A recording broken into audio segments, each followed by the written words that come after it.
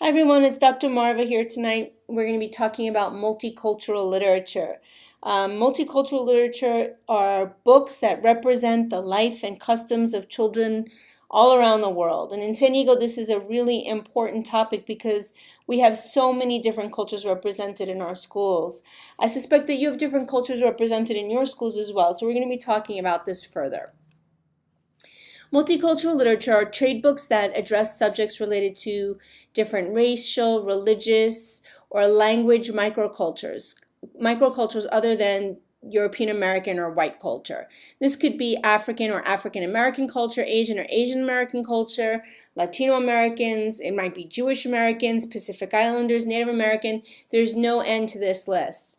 These books include portrayals of a range of different people, so people from different ethnicities, people that speak different languages, other religions besides the dominant Christian religion, LGBT, lesbian, gay, bisexual, transgender, and also people with disabilities.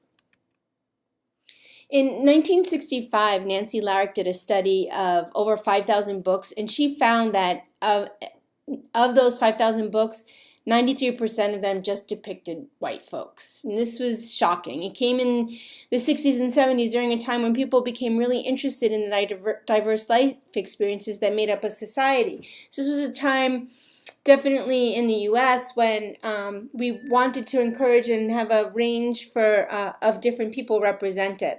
Initially, this was created by European Americans, but now it can be found by all people. So one of the questions that I ask is, well, we found this out. Did this increase the accurate and respectful portrayal of non-mainstream culture groups? Well, only 3 to 4 books published in 1994 related to people of color. 3 to 4%, that's hardly anything. Mostly it was African Americans that were represented, but we also found that there were really limited group representation. For example, of all the Asian Americans that were represented, only Chinese and Japanese were the most often, so other Asian cultures were not represented in those books. In addition, folk tales comprised about 20% of those total titles. And that's a good and bad. I mean, it's really important for us to tell folk tales, and we're going to be talking about a traditional literature project in the course. But it's also, we want to show contemporary communities and contemporary society of all different cultures. If we just know a culture by its folktales, then we can make some generalizations based on perhaps magical realism or other elements that happen in the tales and don't accurately describe contemporary society across cultures. Well, why is this important? Using multicultural literature is important because children should be able to see themselves in literature. It's very important for them to have someone to identify with. All children can learn about other cultures through books. Not everyone in San Diego gets to travel to Palau like I can, so fortunate. But we could learn about places like Palau and other places that we may not be able to travel to through books. Also, it helps students become emotionally involved with different characters, and this tends to reduce student prejudices against people from other cultures. In addition, this kind of literature might promote social action. So a few questions that we're going to be exploring. To what degree must a book be historically and culturally accurate? So for example, this one that I have presented on the slide, Brother Eagle, Sister Sky, has been pretty widely acclaimed. People really look at it as a positive story that depicts Native American cultures. However, the tribes that are depicted in the story don't wear feathers. In the story, it shows them riding horseback. They're not a horseback riding culture, and they don't live in teepees. So there are a lot of real cultural inaccuracies that make this book troubling to the folks that it's trying to represent. Another example, one that we need to be really careful about is stereotypes. So, for example, in this book, A Day's Work, which is also acclaimed, a book by Eve Bunting, a very popular children's book author. In this book, it depicts a Latino family. They're very poor. The father is dead. They don't speak English. They're doing day labor. So if these are the books that are depicting cultures, we want to make sure that they don't fall into stereotypes, that they represent a well-rounded view of a culture. So before I came to Palau, or before now as I'm taping this, I haven't been yet. I started looking for books that might help me understand Palauan culture, and I wanted especially to look for children's books, and it was nearly impossible for me to find anything.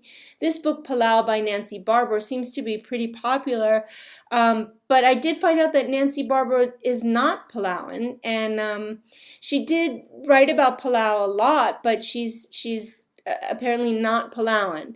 This book also is now out of print, as you can see, and it's from 1990. They did update it in 1995, but that one is also out of print. This one I can't even find an image for the cover. So those were the two most popular and most often cited books about Palau. I was able to find one book specific for children. It's called Birds and Bats of Palau, and this is nonfiction. So I did go ahead and order this one, but I haven't been able to find any books that tell the tales of Palauan culture or traditions, or really anything that would help me get insight into Palauan culture before I head over to your beautiful island. In fact, this one I wanted to put because it was kind of a trick. This is just a drawing book. The pages are blank. It's a picture taken in Palau that's on the cover, but it really has nothing to do with Palau at all. So for this web exercise, we're going to be evaluating multicultural literature. And specifically, I'm going to ask you to find a book that represents Palauan culture in some way. I hope that it'll be children's book or adolescent. It could be for high school students. But we'll be exploring a range of questions. So these are things I want you to think about. These won't be the exact questions you'll be answering there on the following slide, but things to think about when we're evaluating multicultural literature in general. Is the work of high literary quality? Are the members of the cultures portrayed authentically? So are Palauan people represented authentically, or whatever culture that's being portrayed? Also the illustrations, so not just the text, but also the pictures. Does the book make distinctions between different kinds of Palauan people or different kinds of cultures within Palau? Perhaps the different islands have different customs? Does the book portray individuals in a variety of circumstances? And is the work written by members of the cultural group or those qualified to address the subject? So you're going to be looking at this link that I have here, and I have this separate on the web exercise as well, and answer the following 4 questions in relationship to the book on Palauan culture that you choose. By the way, there's no need to buy any book. I don't even know if you can, but you can choose a book from your classroom, from the school library, from the public library, anywhere that you have it, from your home. There's no need to buy this book, but this will help. It will help people outside Palau also evaluate these books. So answering these 4 questions. Do the author and illustrator present insider perspectives? In other words, when you read this book, does it feel like it's written by a Palauan or someone who knows about Palauan culture? Is the culture portrayed multidimensionally? So not just about one specific thing about Palau, but multiple dimensions about Palauan culture? Are the details accurate and also current? Because sometimes books written in the past just talk about another time and they don't show contemporary cultures. And then, is the language used authentically? So if there's Palauan language in the book, is it used appropriately and authentically? So that's going to be your activity for this web exercise. You can complete this in partners. Don't forget to submit it at the due date on time.